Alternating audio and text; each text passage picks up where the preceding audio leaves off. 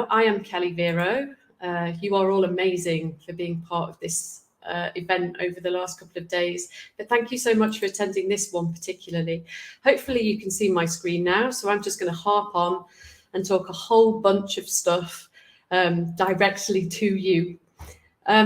Okay, so who am I? I am Kelly Vero. I've been working in games for 30 years next year. So my first game was Tomb Raider, and I'm still making games, as I've just said in the green room to Ruth and Lauren.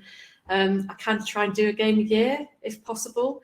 But more importantly, I do a lot of technology things now. So I work as a mentor. I also do transmedia specialism, which is where we're going to be talking today about the metaverse. And more importantly, I am writing the world standard on NFTs at the moment for the IEEE. So that's quite exciting for people who are very interested in the future, I guess, as it were, of the metaverse and how we're going to fund it and what that currency is going to be. Let's get started. What is the metaverse? When we think about the metaverse, we instantly think about stuff like Neil Stephenson. He as a writer turned something that was instinctive to what we all felt at the time. So that's backed up by the emergence of the time of the hacker generation and post-punk. But today we've got to find more finesse. And the finesse that we find is through things that we've experienced. The Second Life experience is a great example of this. But what is the metaverse? Is it a virtual space, a digital space? So that's the enhancement of physical and the digital together. I'll explain it a bit more later. Digital, is it a safe place? Is it analogous? You know, is it something that is non-digital? Some people do see the metaverse as being pretty clunky currently, and so that might be analogous potentially. Is it computational? Can we derive data from that experience? Yes, we can. And is it applied? Yes, definitely. If you want to think about the metaverse, the best place to start is with you. So a good place to think about the metaverse is, where is my place in this space? Where do I want to be? But the metaverse, as I said, is something that is wholly phygital. It has to be. We can't survive in a world that's just digital, or will just be like me, eating Domino's pizzas and hamburgers and just getting a wider and wider ass. I don't want to do that. I want to get up. I want to exercise. I want my mental space. I need my health and my well-being, as well as being connected and plugged into the digital shared space. So we've got to think about how we're going to design that. And we could design that by doing a number of things. We can start by just doing that AR, VR, XR type stuff.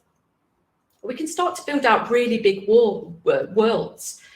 But social platforms currently are like walled gardens. Microsoft and Sony particularly have created a console vision over the course of the last kind of 25 years that really does reinforce that walled garden vision. And I think in order for us to get away from that, we've got to think about the democratization of access, because not all of us are the mind of the developer, right? So we've got to take into account a lot of discoverability, accessibility, wider inclusivity topics. And to do that, we have to bring about change in both the digital sphere and in the sort of day-to-day physical sphere as well. We've got to make sure that we tick those boxes, and that allows us to be much kinder to ourselves and the people that are coming to our service. Why does the metaverse seem old? Oh God, where do I begin? The metaverse seems old because we look back, because we're always in games trying to find the best version of ourselves. And me personally, as a woman aged 48, do like to think about myself as being a 20-year-old. I think most women of my age do that as well. So naturally, as humans, we tend to look back at things that make us feel comfortable and make us feel great. And that's why the metaverse does occasionally seem a little bit old. But there are some fantastic things for us to do. There's also some negative stuff as well. It can be a lonely place. We've been waiting for you to help us fix some of these problems since 1992. And you can start to look at platforms and worlds like Avakin Life, Caneva, GTA Online. You can look at the Gurmit sort of half exhibition, half sort of meta world that was created by Play Labs. You can look at NVIDIA's latest platform and think about, where do I belong in that? But nobody wants to be lonely. It has to be, for a lot of people, a pretty safe and social space. That's the majority. But for the minority, I'm a single player when I play games. I definitely want to be in a place where I can be on my own, build out my own world and concept what it is that I really want to live in. But utopian visions that come from that time are absolute bullshit, because we don't live in a world where Lawnmower Man rules. We live in a world where break room rules these days, or dare I even say it, your mom and like the older generation in your world are going to start using Facebook Horizon real soon. And that's cool, because that makes those things that I talked about in the previous slide of wider inclusivity a reality. And I like that. You can do anything in the metaverse, and Pago Techno utopianism, as coined by people like William Gibson and Neil Stevenson, has allowed us to be curious. It asks questions about what the universe is and whether it really is a physical, visual construct, or whether it's something that's in our mind, and how can we manifest that. It's like that weird moment in Men in Black, if you've ever seen that movie, where Orion's belt is on the collar of the cat and you can actually see into the universe that's on the cat's collar. That's how I imagine architecture within the universe, the metaverse, to be. The architecture in Hollow Dreams part of the metaverse is quite interesting, because lots of people have tried really hard to envisage and build a world that is digital in the physical. There's no reason why these things can't both exist together. And I think that we should start to think about how that happens now, so that we can be the architects of what it is that we want to live in the future. So take a look at things like Second Life, Decentraland and The Sandbox. Look at Superworld and Caneva again, and think about real estate in there, because that's going to be something that's going to be a big future mover in terms of trends and purchasing power. I'm a huge fan of a woman called Luciana Hale. Luciana Hale is so amazing. She's based out of a university in London, and she creates fine art from brainwave activities. And this is a little bit like what William Hurt's character did in Until the End of the World. So if you don't make movies and games, and I'm really sick to death of seeing these movies and sort of cutscenes that are so surface in games, I want to start to see a world that is created from my dreams and from what I want to see in the metaverse. And that's totally doable. Luciana Hale's doing it right now. Google DeepMinds are starting to think in greater depth about how we can transpose these dreams or these digital coded visions into something that's more real. So collect artifacts in your dreams and find ways to tell stories using brainwave patterns. Gamify your life, and that will give you really great pointers as to how you want to create and architect the metaverse moving forward. In fashion, which is where I do a lot of my work currently, it's a real big mover because everybody wants to make a game in the fashion industry, especially in the luxury industry. That can be like pretty difficult for a lot of people to just get their head around if they've been working on a match 3 game, for example. But there's lots of opportunities to be able to draw down a lot of different types of data, which can be used to fuel other ideas and other things that you want to create. I said at the top of the conversation that I'm creating the world standard on NFTs at the moment. And for IEEE particularly, that means that I have to be very specific and structured about how that will be designed. We can't have any should have or could have or we might. It has to be we are going in this direction. And I think fashion is very definitive about the direction that they want to go in. They realise that digital maturity is not high.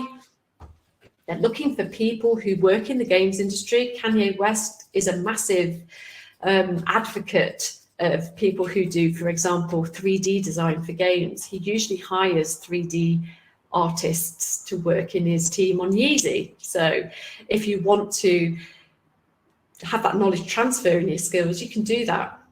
But the circularity of what it is that we're creating means that the metaverse allows us to do and make all of those wasteful mistakes that we would make in circularity or non-circularity in the fashion industry inside a digital phase or a platform or a scene. So I kind of see that the metaverse is going to be a great thing for consumables, definitely, but also for design. You only have to look at companies like Artifact and Farfetch and Twine, One True ID to see how RFID chips are being used and the blockchain is being used to authenticate garments and develop provenance and governance. CSR is very important too.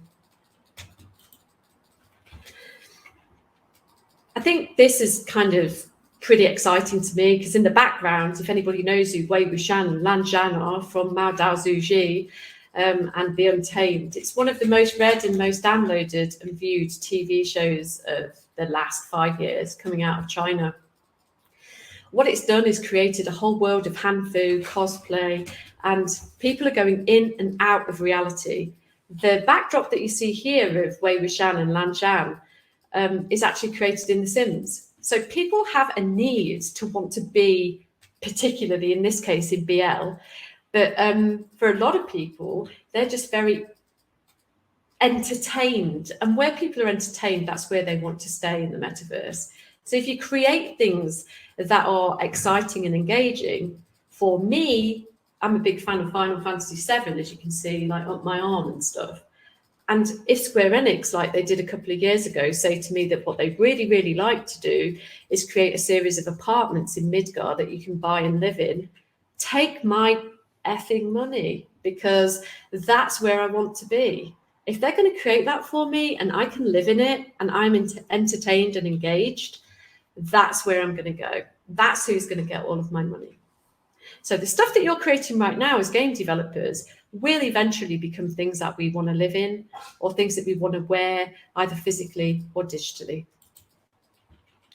We can power the universe on our wrists now. This is Kevin Warwick, and in 1998, he created a simple RFID transmitter and he put it underneath his skin so that every time he thinks about his wife or partner, the phone in his top pocket would ring her. And that was really a big revolution, because what it proved was the human body is a dynamo, it is a battery, it is a generator. We can do a bunch of different things in it. So from Project Cyborg, which was Dr. Kevin Warwick's approach, all the way through to Fitbit, we now see that what we have on our wrists is something that is definitely a part of us.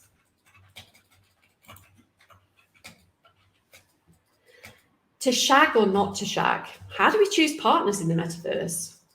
Well, these days we can choose babies in the metaverse if we want to. There are lots of opportunities for us currently in developing and startup programs to be able to select donation, for us to be able to be a little bit more careful about who we want to spend our time with. It's not just about Yahoo chat rooms from 1998 anymore. That's me looking back again. But it's really important. The world of Tinder confounds a lot of people, along with all of the other dating applications. And even things like OnlyFans totally confound people. And yet that type of democratization is both allowing sex workers to earn a decent wage, using the internet and potentially in the future the metaverse, but also allowing people to be able to make choices, which they can if they want to take their pleasure. There's a company that I'm working with at the moment in femtech called Vibes, and that is a wholly pleasure sensation center that is focused around developing AI to control your pleasure. And I think that's quite exciting. Of course, all AI is about using the humans to ask the questions first, and then later we create answers through AI. But I think it's very, very exciting. So the future could potentially be circling the square from Bumble through AliExpress in Second Life. There's no reason why we can't have those dating platforms in the metaverse so we can assess and think about who it is that we want to partner with. And they don't have to be real. They can be NPCs. Jesus Christ, I've been going out with Cloud Strife for the last 25 years. Somebody stop me. In culture and heritage, we're using digital twins to be able to invoke what the metaverse is like. And the pandemic has told us really quickly that we've got to make some huge decisions and we've got to make some better choices again. And digital twins allow us to go deeper into artifacts than ever before. So these days we don't have to go to the British Museum and get told, don't step over the line, the alarm's going to go off. We don't have to think about that at all anymore. We can be a little bit more closer to home, and we can use haptic technology to hold, vials from sunken ships, or look a bit closer at paintings. We can look at the painting from an X-ray perspective if we want to, and we can do it through the metaverse. If you want to live inside a piece of sushi, you can live inside of a piece of sushi that I created a few years ago. There is a nightclub over in a town not far from where I live here in Switzerland that actually took my sushi and plastered it around their wall so that people could party inside it. I thought that was quite exciting. When you think about, you can go maybe 600 times using CT scanning technology to be able to look at the granularity of what it is that you're creating. If you can copy that into the metaverse and you can facsimile that in some way so that people have that connection, it's all about connection. But do look out for companies like the Smithsonian, because they're not seeing themselves as just a museum anymore. They see themselves as a tech company, and they're building out tech worlds and metaverses for you to go and visit. So if you want to have tea with Abraham Lincoln, you probably could if you wanted to. No sweat. How do we behave, though? What are we going to do? I think one of the sort of key motivators for me, especially, is etiquette and psychology. We've got to really get people into inclusivity quickly, and we've got to onboard them fast.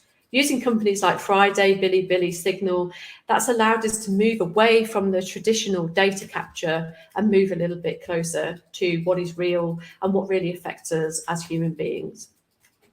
By the way, if anybody wants a copy of this presentation afterwards, I would be more than happy to share it.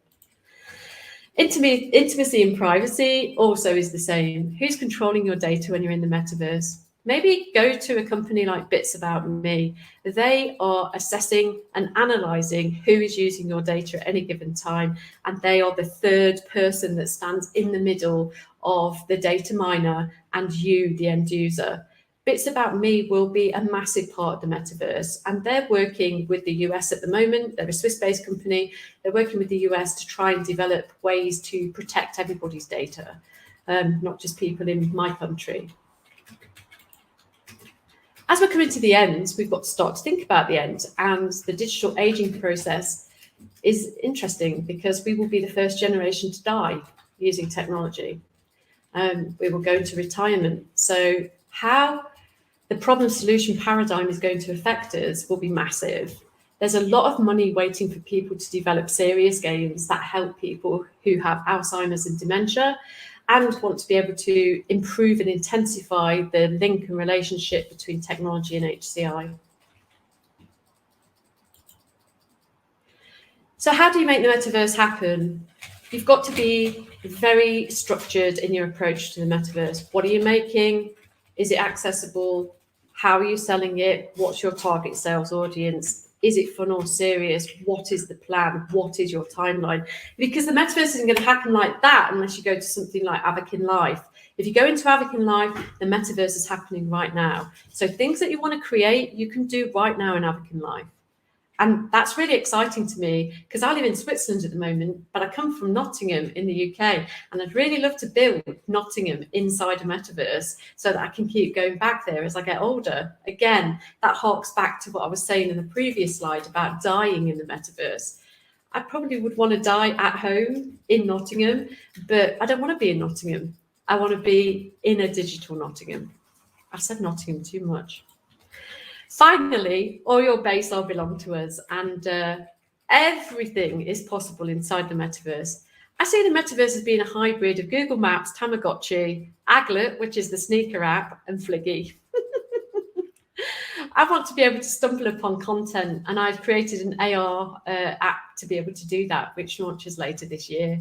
I want to stumble on new worlds. I want content drops. I want to walk down the same road in Manchester as I would in Shanghai. But today, is it so important?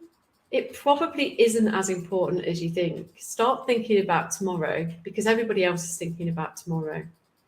And just don't do what I do. Don't look back.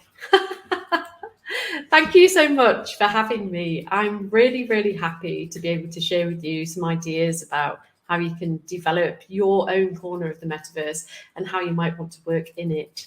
If you've got any tough questions, trolls or complaints, you can ask them in the Q&A. But you can also email me, kelly@coregame.ch. You can follow me on all of the socials at Electric Geisha. Add me on LinkedIn or on Discord. Thank you so much for your time. I will take a moment if we've got some time to answer some questions. Looks like there's none, but there's a lot of love for Tamagotchi.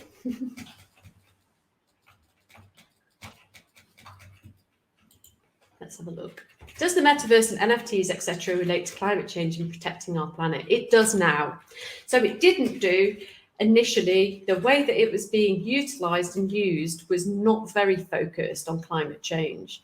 But now you will start to see that there is more of a reliance, and we're definitely putting that into the standard. So if it's an NFT that needs a heck of a lot of mining, it's going to use a lot of energy, and we don't want that kind of NFT. Thank you for the question. If there are any more questions, don't hesitate to put them in the Q&A, and the kind folks will hook me up and I'll give you answers straight away. But you can always reach out to me on the information that I gave you at the end of the presentation. Thank you so much for your time. Enjoy your break and have a nice rest of your conference.